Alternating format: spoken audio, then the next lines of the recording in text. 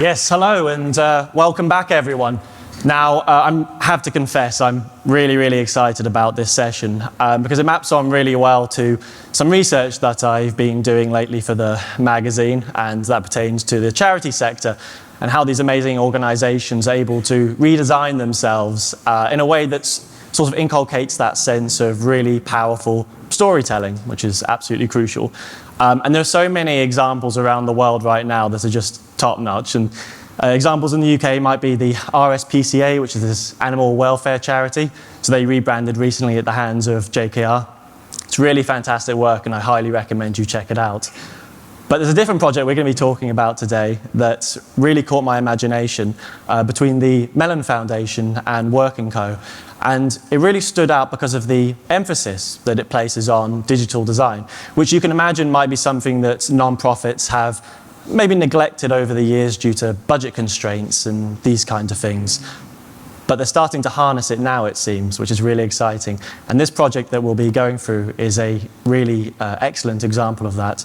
So I'm delighted to be joined for this session by Sam George, who is the design lead at Co, and Colleen Ross, who is the integrated content director at the Mellon Foundation. If you guys would like to come on stage. Thank you.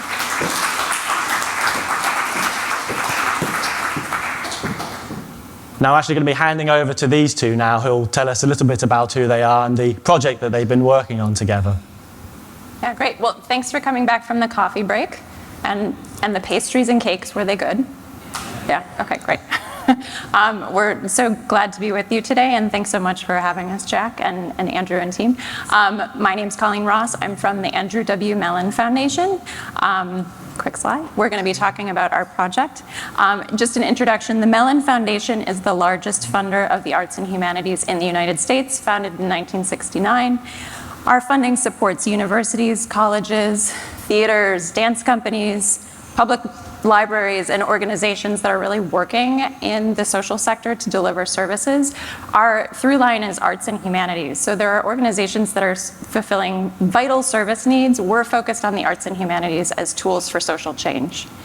And to date, we've made nearly 20,000 grants totaling more than $8.5 billion to more than 20,000 organizations, close to 20,000 organizations around the US and the world.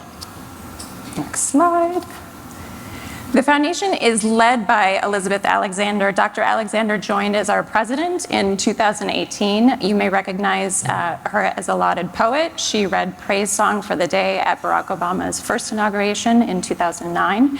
She's also a path-breaking leader in the fields that we work in, arts, humanities, history, higher education, etc.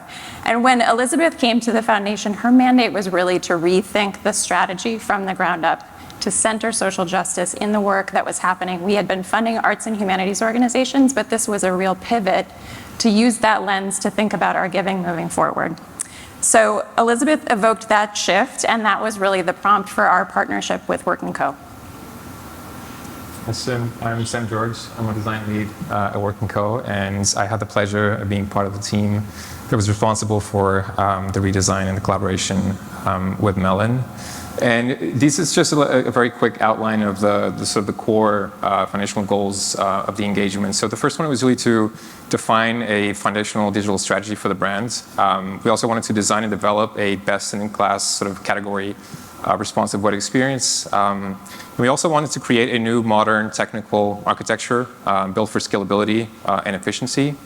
And lastly, also to elevate Mellon's grantees and their work through a revamped content strategy. And this was really the vision that sort of led the whole creative process, this creation of an editorial-led experience that illustrates and transforms the power of the arts and humanities through the grantees' work. So as the largest funder of the arts and humanities in the United States, Mellon had this opportunity to assume a major role in talking about culture and expressing the ideas and stories that we were seeing through the grants that we were funding. So there was an opening visually as well as in the language that we were using to describe the work that we were doing. And our first focus was really addressing a broader audience. We had audience defining activities that really predated our brand, predated our work with Co, and looked to shift away from being perceived as an elite New York institution that was closed off to one that had more of a role to play in broad conversation. So for that, we needed some new language, and leading with the concept of ideas really allowed us to set up conversations and shift away from what we saw from our peers in the category, which is to say, talking about internal departments. Our grant making is organized by these 3 pillars. Please memorize them before you ask us for anything, or focusing on dollar amounts for the grants that we were making. It moved us into a place of really using visually media-rich storytelling to talk about the impact and the people behind the work that we were supporting. And that new language really found a home in a format that anchors the site. So with the grant making as the thread and the projects that we're supporting every year, the site weaves together resources and stories and offers to broad audiences education about how you can connect with grant seekers in your community, how you can learn about projects that are happening in locations that are important to you. This is for grant seekers as well as cultural enthusiasts. It's very rich in stories in service of Mellon's mission. And the last point that I'll make here is that while making Mellon more understandable to broad audiences was a key priority, it was very important to stay connected to the core of who we work with, our grant seekers, prospective grantees. And so to this end, we also worked with Work & Co to introduce new resources to be more transparent, more accessible about our grant making, and particularly with a focus on groups that had been under-resourced historically by the foundation. And I believe now we have a short video that sort of encapsulates all the work that we collaborated on together. It's just a short sort of sizzle reel. And I think I'll be playing it in the background.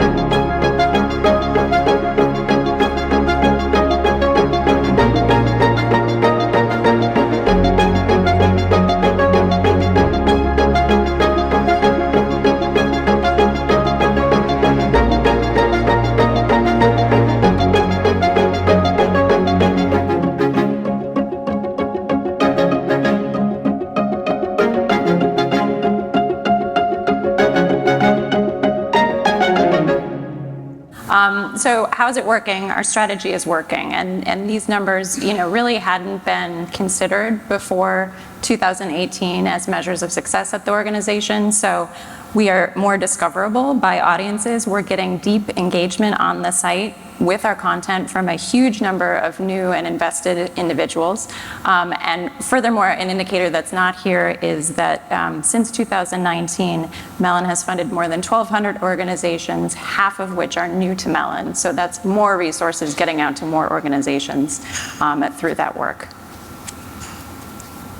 Fantastic. Yep. I mean, I have to say, guys, what a fantastic project that is. The new website just looks absolutely terrific. So as we move on to the fireside chat as part of this session, Colleen, I wanted to ask you, first of all, let's go back to the beginning. Why did the Mellon Foundation, feel the need to undertake the identity update? Why was this considered to be something important to organizations such as yours? Yeah. I mentioned the appointment of Dr. Elizabeth Alexander as our president, and really I can't say enough about how the strategic shift of the foundation drove everything. And I would say it put momentum behind the work that we needed to do. When I got to the foundation in 2021, our chief communications officer, Vanessa Correa, had in process, like in the course of our interviews, the messaging platform is under development. The brand is being worked on by Pentagram. And by the way, we're also, in talks about how we're going to relaunch the site. And it was like, whoosh, like put down the roller bar, let's go. There's great momentum behind the change that's happening. So everything was rooted there, and that really became our source of truth. And it meant that the stakeholders within the organization with whom we had to work they were on board. Like everybody was excited, they were motivated by the vision, and we knew that we needed this tool set that hadn't existed before to do the work that we needed to do. Communications was central. It wasn't ancillary, it was central to how we thought about this mission moving forward. Absolutely. And Sam, bringing you into the conversation, so with Work & Co, you must have had a number of times where potential clients have come to you and they've shown off their digital presence, and it kind of fails to hit the mark. So what are the common ways in which brands fail in this regard that you've seen over the years? Yeah, so I'll quickly try to sort of flip the question, and I'll rather focus on what we at Work & Co look as sort of 4 core principles of what makes up a great digital experience or product. So the first one is about this idea of iteration. So a successful digital product is never finished. It keeps evolving and growing with the organization that it represents. So I think having that notion that is something that's meant to sort of evolve and progress as the organization sort of evolves as well is pretty crucial. I think the other concept is around accessibility, just making sure that whatever you're creating is accessible to as many people as possible and provides a very equitable experience to all. I think the other one is about it being an informed experience. So what this means is really making sure that you do your due diligence of researching, of testing, of listening to the internal stakeholders, but also about listening to sort of your end users, and with all that information, really using that to sort of inform whatever design solution you come up with. And I think lastly is about creating something that's really bespoke. So when you come to an agency, in our case, we always strive to sort of create something that feels very proprietary and very sort of custom to that organization. Absolutely. And tell me about that in the context of the Mellon Foundation when they first came to you. So what were some of the considerations you had to keep in mind from the very beginning when starting this project? Yeah, so we were very privileged in this project, as Colleen mentioned, the beautiful brand work that Pentagram did. So that was already an amazing foundation to work off of. And I think in terms of considerations, there was a fairly aggressive timeline that we had to stick to, but actually that meant it was more of an opportunity. It kept us sort of very focused on the result and just kept us going throughout the project. So I think, timeline and things of that nature, but yeah, it was overall a very sort of positive 10 months. process. It was 10 months from kickoff to launch. Yeah. Fantastic. Whoosh. Yes, that's quick. But worked out well in the end. And tell me about why, having this best in category web experience, why is that something that's particularly important to the Mellon Foundation? What does it do for you guys? Yeah, that's a great question. And as the largest funder, our role is to be a facilitator and to help contribute to conversations about the work that we're funding. So we really saw it as an opportunity to step into that space maybe more fully than the institution had before. I would also say that while we don't have the same KPIs as other organizations, we don't have to raise funds, we don't have to sell t-shirts, it's nice to collect emails, but we don't have some of those same measures. It's really around education and awareness, and this broader audience that we've been looking to communicate with are folks who are allies of these causes, or folks who are interested in what arts and humanities can do as tools of social justice. So we're really looking to build coalition and understanding. And one thing I really love, Sam, about the new website is that it's not overwhelming at all. It strikes that kind of right balance of you haven't got brand assets flying all over the place or colors competing against each other. So how did you strike that right balance, and why was that particularly important in the context of this project? Yeah, so I think at Work & Co we don't really see them as sort of competing concepts, they're more so complementary. I think that the classic design quote of form follows function still very much applies. I think in this particular case, the idea of form follows purpose is also very much applicable, and we try to essentially craft a solution that really is meant to act as a canvas for the mission and also the work of mentees. And we let really that sort of drive the creative output. So it was very much about just letting the work shine and trying to provide a space and a platform to sort of elevate the work and the conversation. And it really speaks to the diverse array of stakeholders that the Mellon Foundation has. So how did you achieve that through the digital design? Yeah, so I think part of the process that we always take is really about being very considerate of who you're making the product with and who you're making it for. So really keeping an open line of communication with internal stakeholders, trying to bring as many people into the conversation as possible, but also about listening to your end user, right? So trying to do as much user testing as possible, and also post-launch, listen to that feedback, try to incorporate that into, again, this sort of growing product and sort of this ever-evolving thing that you create. Awesome. And Colleen, tell me about the future of the Mellon Foundation now that you have this fantastic website. What does it do for you guys?